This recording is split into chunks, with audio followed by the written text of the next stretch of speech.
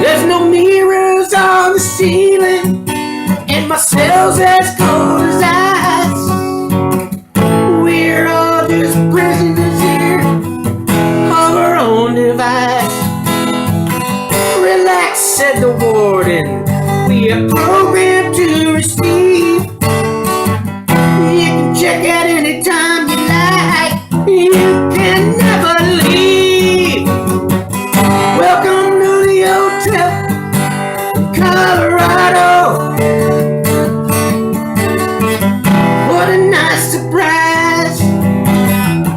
Bring your alibi. Hi, this is Sean from Club Fed True Stories. Today I'm making a video all about what you should say in front of the judge when you go before the judge. And as you can see, I'm out here in the cemeteries because I've been trying to find a park to go to, and there's just people everywhere. I figure it's pretty dead here. Got nobody around. I also haven't made a video all week because I've been waiting on my probation officer to give me the okay to keep doing these videos. So I saw an interview with RDAP Dan.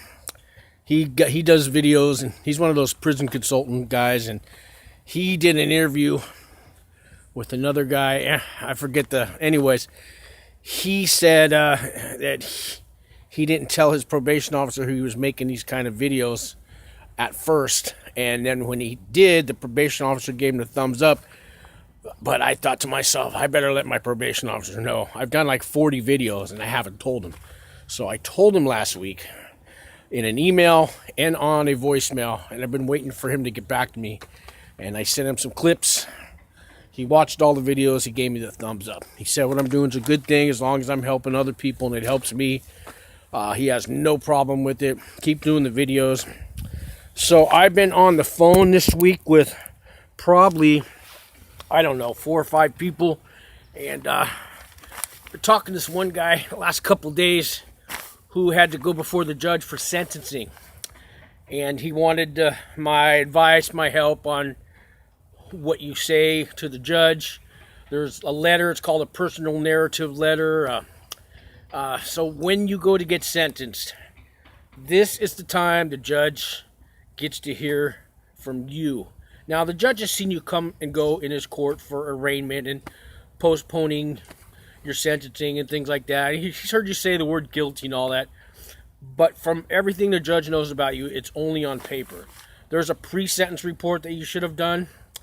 I don't know if I've done an in-depth video on the pre-sentence report, but I'm going to, because that's one that'll help you get into RDAP. There's a section on there about alcohol and drugs. And if you had a problem with alcohol and drugs, you can get a year off your sentence. You can get sent home 6 months early to a halfway house. And that's really important. This video is about the letters that you write to your judge, the letters that you have your family and your friends write to the judge, and your big speech on the day of sentencing. And there's a lot of these prison consultants out there will charge you $10,000 to send you templates and sample letters and give you their advice. And mine's all free, guys. I'm not trying to be a prison consultant. Even though I talked about RDAP Dan, he's one of the good guys. He put some money on my books for me 4 or 5 times when I was in prison. I never had money to hire him. I think he's one of the good guys. Another guy, Walt Pavlo, put $100 on my books every month while I was in prison, because I had no money when I was on pre-trial. Everything was stripped from me. Everything was taken. And these guys helped me out for free. And that's kind of why I do these videos, to pay back. If you could please subscribe to my channel, hit that like button. And when you hit subscribe, a little bell pops up. If you hit the all notifications every time I do a new video, it'll let you know, and it helps the channel. I'm trying to grow. And yes, I'm trying to get 1,000 subscribers, because then YouTube, I can go live. You can maybe get some money off the ads on YouTube. I don't want no money from people out there. But if YouTube, gives me a couple bucks for their commercials, that's okay. But that's not my main goal. My main goal is to help pay back people that are going through what I went through. I was on pre-trial for 4 years, guys, and it's a living hell. Your family, your friends, after you've been on pretrial like a year, nobody even thinks you're going to prison anymore.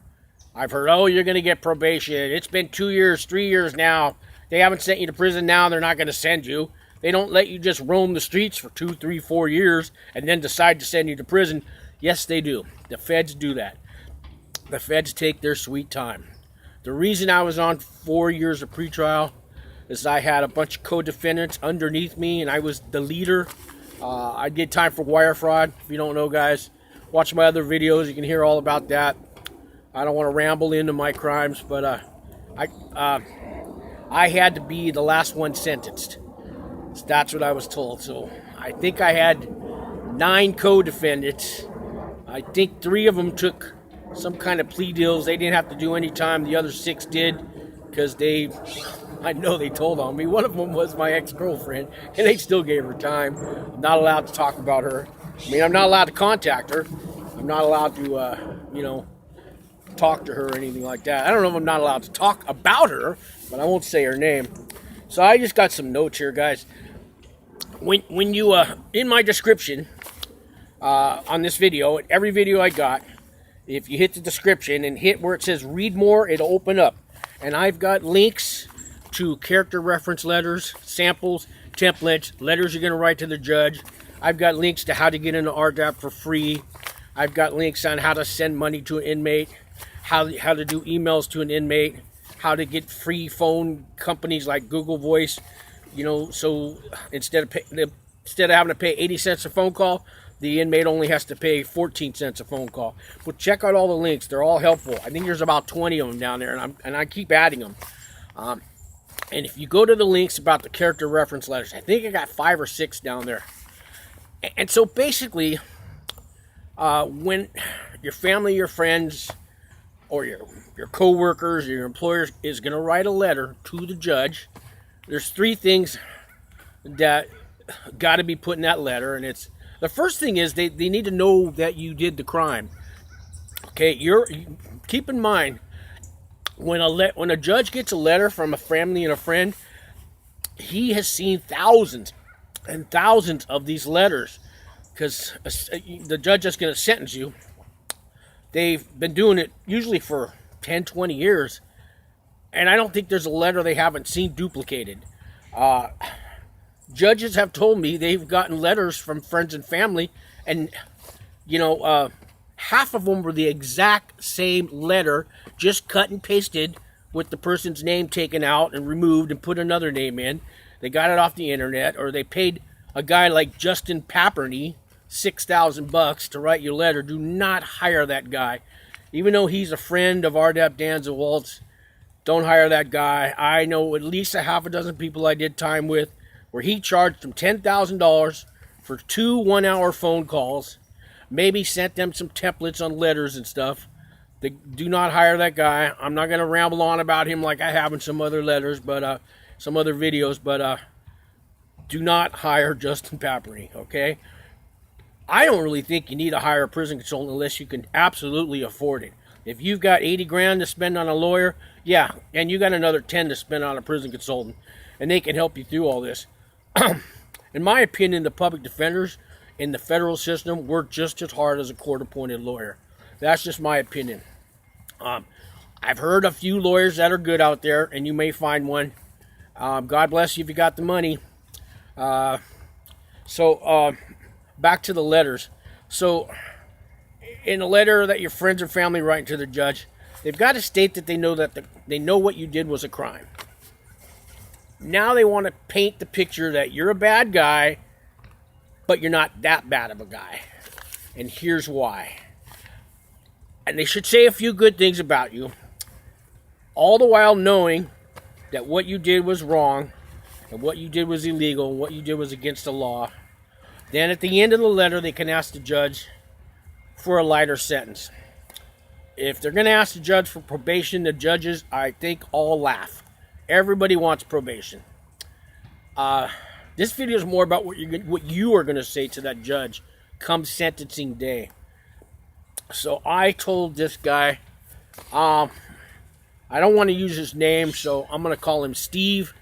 And I told him I was going to talk about this. So we spent a good hour on the phone, the first conversation, and he had something written out, and he wanted me to read it. I mean, he wanted me to listen to it. And he read me like 2 pages of what he had written down that he was going to tell the judge. And I told him at the end of it that it sounded like he was accepting an award, you know, at the Grammys. It sounded like he was doing a speech, all the people he wanted to thank. He's praising himself for all the good things he did in the world, and it's like I told him this: you're not getting an award. You're the bad guy, okay? You got to remember this, guys.